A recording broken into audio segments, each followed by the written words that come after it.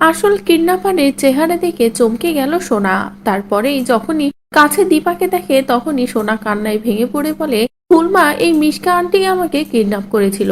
যেটা শুনে তো দীপাও রেগে যায়। হ্যাঁ বন্ধুরা, অনুরাগের ছোঁয়ার আগামী পর্বগুলোতে আমরা ঠিক এমনটাই দেখতে চলেছি।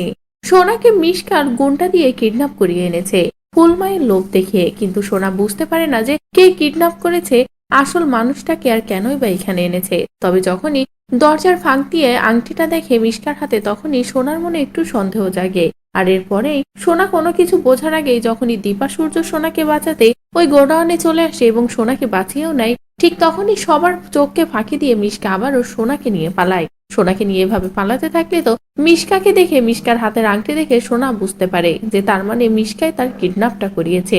বুঝতে পেরেই সোনা কান্নায় ভেঙে পড়ে আর বলে, মিশকা আন্টি, তুমি কেন আমার কিডন্যাপ করেছো? আমাকে কোথায় নিয়ে যাচ্ছ? ফুলমা সেজে কেন এমনটা করলে? আমাকে ফুলমায়ের কাছে যেতে দাও, আমি তোমার সাথে কোথাও যাব না।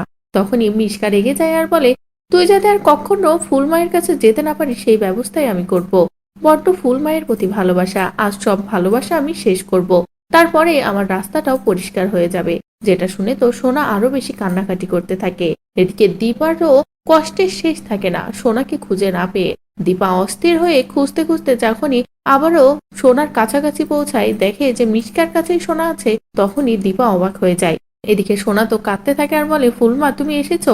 এই মিশকা আন্টি আমার কিডন্যাপ করিয়েছে। মিশকা আন্টি আমাকে বলছে আমাকে নাকি শেষ করে দেবে, তোমার কাছে আর কখনো যেতে দেবে না। যেটা শুনে তো দীপা ভীষণ রেগে যায়। দীপা মিশকাকে উচিত শিক্ষা দেওয়ার সিদ্ধান্ত নেয় এবং সোনাকে বাঁচানোর। তো বন্ধুরা, এবার যদি মিশকা শেষ মুহূর্তে দীপার হাতে ধরা পড়ে, দীপা মিশকাকে উচিত শিক্ষা দেয়, এদিকে সোনাও সবটা খুলে বলে, তাহলে সেটা দেখতে তোমাদের কেমন লাগবে কমেন্ট করে জানাও। পরবর্তী আপডেট পেতে চ্যানেলটি সাবস্ক্রাইব করো।